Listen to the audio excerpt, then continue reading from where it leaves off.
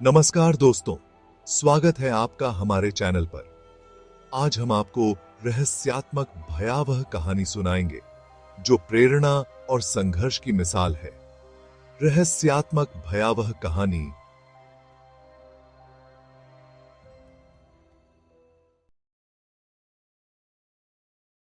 गांव के बाहर एक पुरानी हवेली थी जिसे लोग भुतहा मानते थे।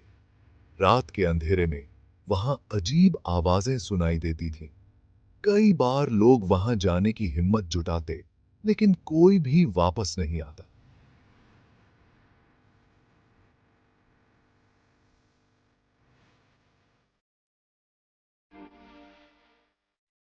एक रात दो दोस्त, अरुण और सुमित, साहसिकता की तलाश में हवेली की ओर बढ़े। जैसे ही वे हवेली के दरवाजे पर पहुंचे, एक ठंडी हवा ने उनका स्वागत किया।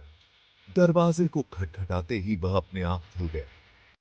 अंदर जाने पर उन्होंने देखा कि हर चीज धूल से भरी हुई थी, जैसे वर्षों से कोई वहां नहीं आया हो।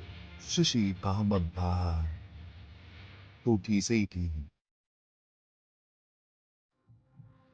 वे धीरे धीरे आगे बढ़े और एक बड़े कमरे में पहुंचे। अचानक कमरे की दीवारों पर अजीब चित्र उभरने लगे, मानो किसी ने उन्हें अपनी आंखों से देखा हो। तभी एक महिला की चीख गूंज उठी। दोनों दोस्तों ने चौंक कर चारों ओर देखा, लेकिन कोई नहीं था। सुमित ने कहा, चलो, हमें यहां से निकलना चाहिए।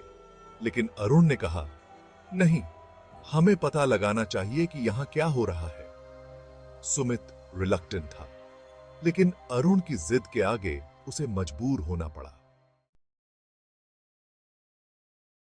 जैसे ही वे दूसरे कमरे में गए, वहां एक पुराना दर्पण था। दर्पण में एक महिला का चेहरा दिखाई दिया जो मदद की गुहार कर रही थी। उसके चेहरे पर डर था। दोनों दोस्त दर्पण के करीब गए।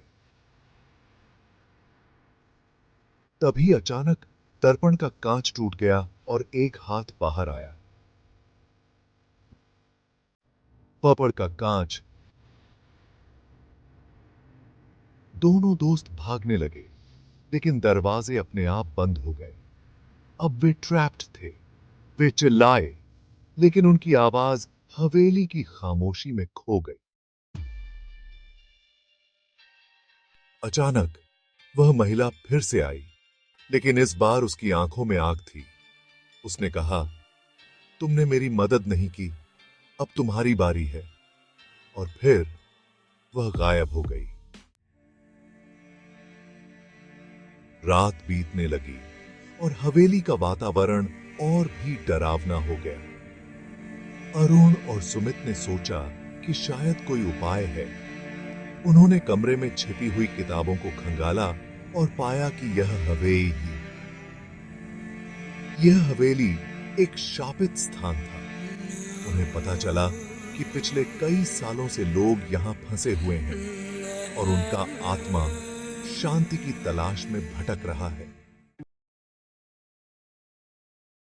दोनों ने एक मंत्र पढ़ने का निर्णय लिया जो उन्होंने किताब में देखा था। जैसे ही उन्होंने मंत्र पढ़ा, हवेली में हलचल मच गई। अचानक दरवाजे खुल गए और महिला की आत्मा उनके सामने आई। उसने कहा, धन्यवाद, तुमने मुझे मुक्त किया। फिर वह धीरे धीरे गायब हो गए।